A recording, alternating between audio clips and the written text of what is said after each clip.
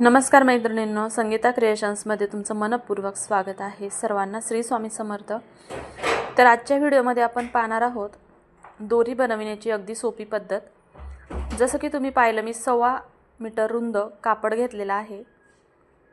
आता हे double fold आहे, पण याची पट्टीची रुंदी मी 1.25 इंच रुंद ठेवणार आहे आणि लांबी 1 मीटर किंवा 1 मीटरपेक्षा थोडंसं जास्त किंवा थोडं कमी असेल तरी चालेल, पण कमीत कमी 1 मीटर तरी असावं. आता मी जास्त लांब कापड नव्हतं माझ्याकडे, नाही तर एकदम एकत्रच पट्टी बनवली असती. आता या दोन्ही पट्ट्या मी वेगवेगळ्या बनवणार आहे. त्यासाठी पट्टी बनवताना आता ही जी पट्टी मी 1.25 इंच रुंदीची कट केलेली आहे, तिला सेंटरला घडी केली आहे आणि हे चॉकने जसं मी ते वाय काढून घेतलेला आहे, म्हणजेच इथे पुढच्या सेंटरच्या बाजूला वाय आकार देऊन घ्यायचा आहे आणि खाली अगदी एका लाईनमध्ये शिलाई मारायची आहे. हे पहा, अशा पद्धतीने बरोबर जे मार्किंग केलेलं आहे त्या मार्किंगवरती सरळ खाली शिलाई घ्यायची आहे. आता तुम्हाला जर अगदी पातळ एकसारखी दोरी हवी असेल तर शिलाईसुद्धा एकसारखी आली पाहिजे, एवढी काळजी घ्यायची. आणि आता शेवटपर्यंत एकसारखीच ठेवायची आहे, दुसऱ्या टोकाला कमी किंवा जास्त करायची नाही, फक्त सेंटरच्या बाजूला मात्र तेवढा वाय आकार आला पाहिजे. तर पहा, शेवटपर्यंत अगदी सारखी शिलाई मारून घेतलेली आहे. आता ही जी पट्टी आहे हिला पलटवायचं आहे, तर ती पलटवायची कशी ते पाहूया. त्यासाठी इथं मी मशीनचा दोरा आणि मशीनची सुई जी आपण शिलाई करताना वापरतो ती घेणार आहे. आता दोरा जो घेणार आहे तो विदाऊट रंगाचा घ्यायचा, म्हणजे सेम कलरचा नाही, म्हणजे ओढताना थोडासा ओळख होईल. आणि डबल फोल्डमध्ये घ्यायचा आहे आणि तो सुईमधून ओवून घ्यायचा आहे. आता इथे तुम्हाला दिसत असेल मी सुई कोणती, शिलाई मशीनला जी आपण शिलाई करताना वापरतो ती घेतलेली आहे. आता ही डबल फोल्डमध्ये मी ओवताना घेतली आणि ओवून झाल्यानंतर ही 4 लेअरमध्ये तयार होईल, म्हणजे थोडक्यात दणकट होईल आणि थोडी ताण जरी पडला तर हा दोरा तुटणार नाही, म्हणून 4 लेअरमध्ये हिला मी ओवून घेतली आहे.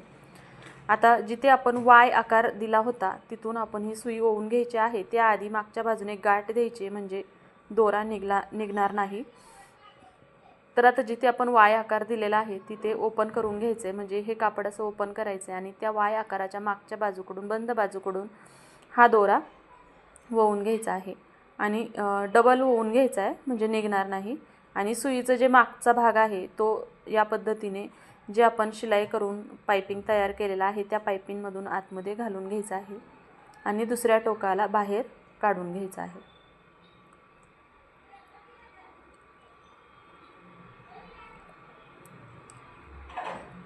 तर पहा, या पद्धतीने दुसऱ्या टोकाला सुई बाहेर काढून घेतली की ही जी सुई आहे तिचा दोरा कुठेतरी अडकून घ्यायचा आहे.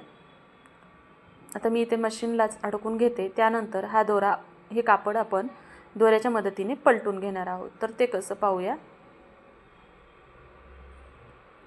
तर आता जिथे वाय आकार केलेला होता त्या वाय आकाराला सुरुवातीला दोन्ही जे कापड आहे ते दोन्ही कापडाच्या कडेने पकडायचं आहे आणि ते थोडंसं बाहेर खेचायचं आहे. अगदी 1 ते 2 इंचापर्यंत बाहेर खेचायचं आहे. त्यामुळे इथे थोडंसं सुरुवातीला थोडंसं असं खेचायचं आहे, नंतर पुढे मात्र खूप इझिली हे कापड पलटी होतं. ते कसं पाहूया. आधी मी इथं दोन्ही बाजूच्या कपड्याला धरून थोडं बाहेर खेचत आहे.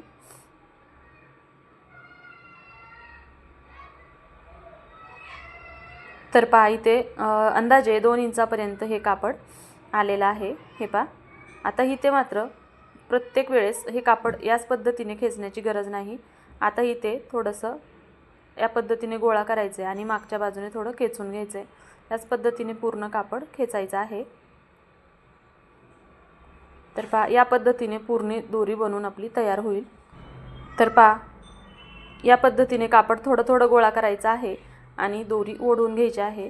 थोडंसं जर अडकल्यासारखं वाटलं तर सुरुवातीला जे टोक आहे तिथे थोडासा गुंता काढून घ्यायचा आहे.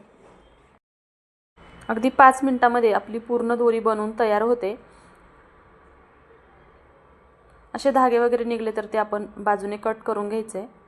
आणि पहा, अगदी सुंदर, पातळ आणि विशेष म्हणजे रेडीमेड दोरीपेक्षा टिकाऊ आणि वापरायलाही छान. कारण रेडीमेड दोरीच तर एकदा आपण लटकन बांधून घेतलं की ते परत परत निघतं, सरकतं ते सिल्क असल्यामुळे.